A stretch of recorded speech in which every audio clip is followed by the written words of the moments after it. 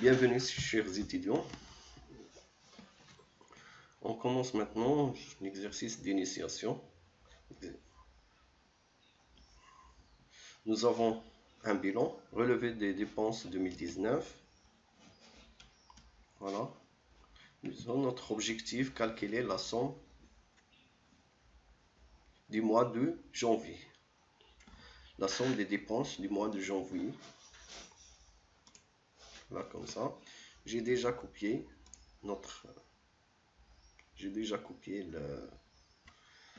et j'ai créé un nouveau fichier Excel pour aborder cet exercice. Notre objectif, comme j'ai dit auparavant, calculer la somme. Concernant le calcul, les opérations de calcul, concernant plus particulièrement la somme, il existe deux types.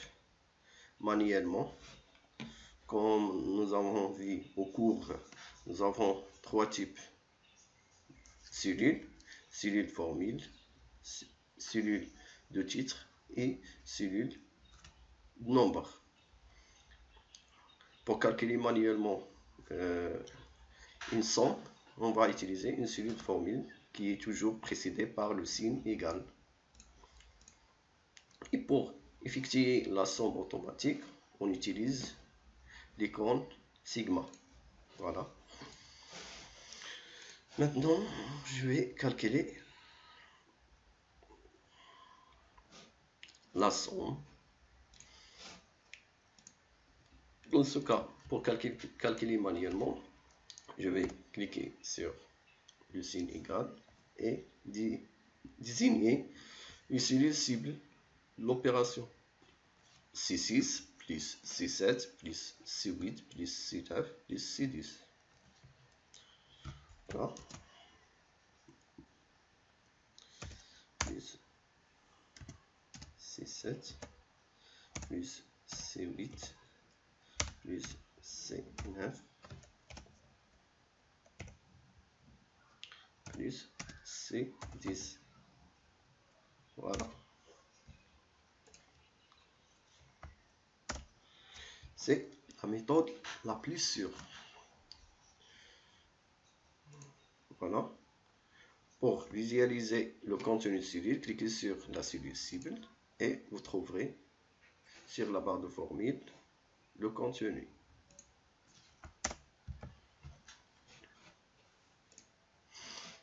Pour calculer, effectuer le calcul, la somme automatique, supprimer. Je vais désigner les cellules cibles et je cherche la somme ici. Voilà, voilà la somme. Onglet de la somme. On clique. Voilà. Nous avons obtenu ça. Voilà la somme. Et on peut faire autrement la somme pour avoir la somme sur la cellule de C12. Voilà, C12. Vous trouverez ici la somme de la somme. C'est une fonction prédéfinie. Et nous avons ici C6, 2 points, C11. 2 points signifie jusqu'à. C'est-à-dire C6, C7, C8, C9, C10 jusqu'à C11. Vu nous avons là, C11 est une cellule vide. On peut utiliser ici. Non. 0. Voilà. Revenons à notre exercice. Nous avons fait. J'ai oublié ici, pour confirmer chaque opération, il faut utiliser la touche entrée pour valider n'importe quelle opération, n'importe quelle modification effectuée. Bon.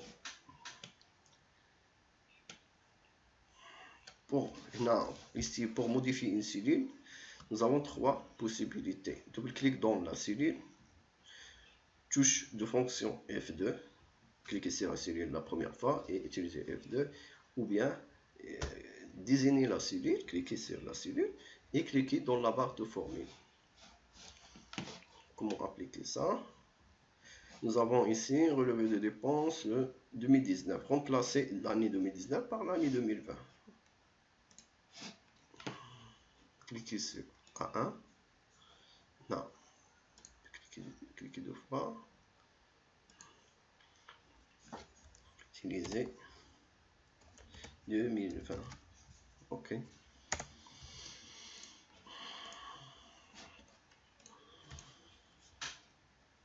Voilà comment. Soit cliquez deux fois, ou bien cliquez sur la barre de formule après la désignation de cellule cible. Copier-coller. Dans ce cas, je vais compléter notre tableau.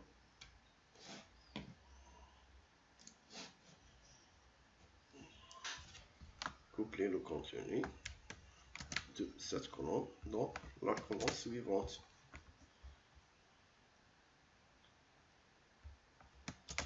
OK.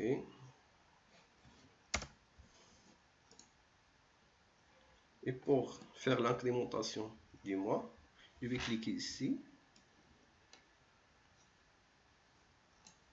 Non, j'ai un problème dans la série.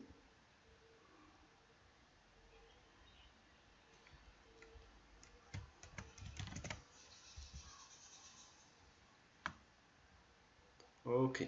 Je fais maintenant l'incrémentation automatique.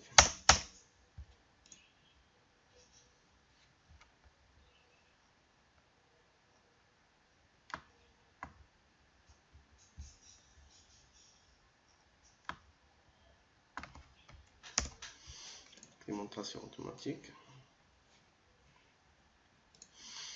Janvier, février, mars. De façon.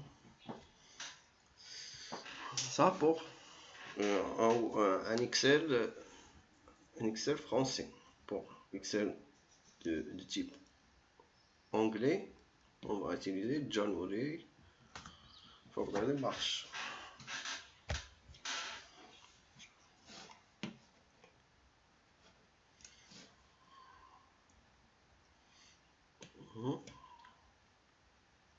Et après, on va calculer notre objectif, la suite, notre exercice, calculer la somme de trimestre.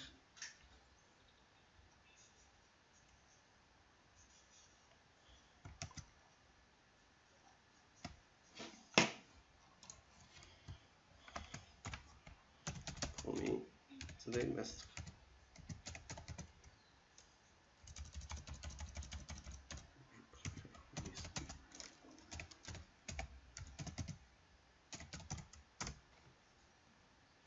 Là, nous avons la somme des 3 mois de loyer.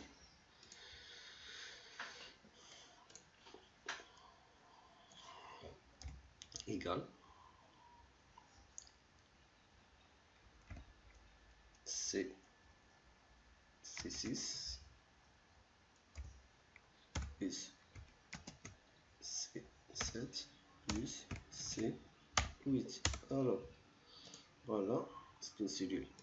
Formule, copier, coller.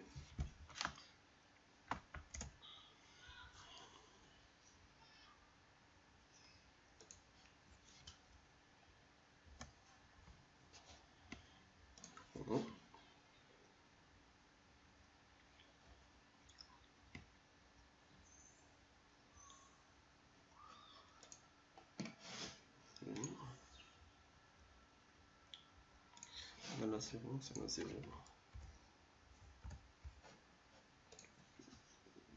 bon.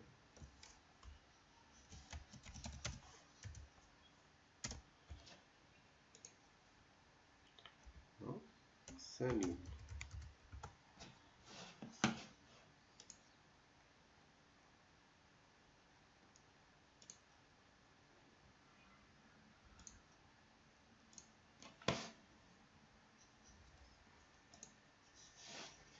Concernant ici, 9 000, 1600, 1500, 160 000.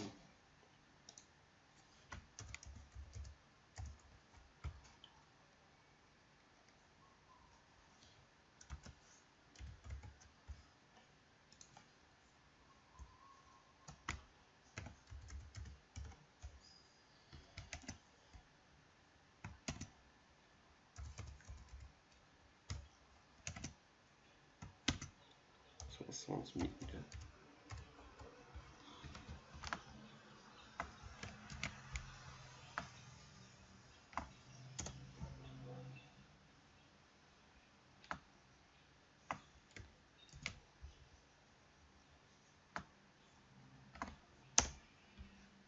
Voilà.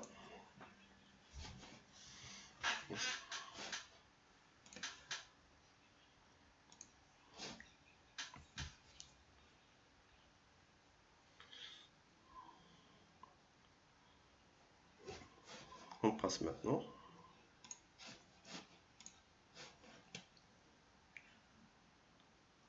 Nous avons fait la sommation.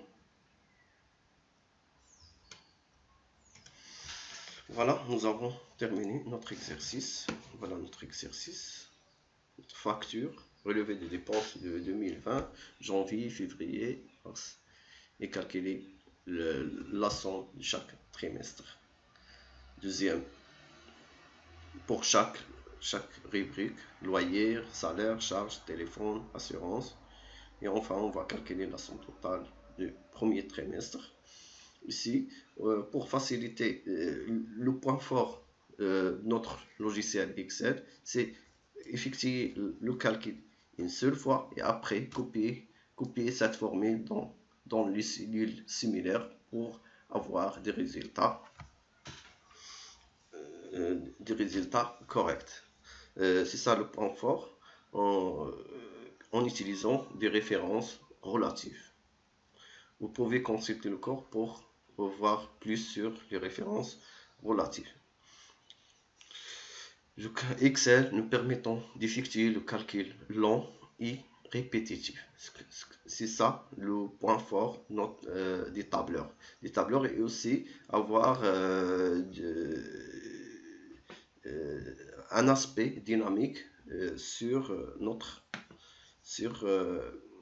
un aspect dynamique des données. Par exemple, si je fais ici une modification, par exemple, je peux mettre ici 1200. Après la validation, la somme sera changée dans la cellule totale et le premier trimestre. Et ok, nous avons terminé cet exercice d'initiation.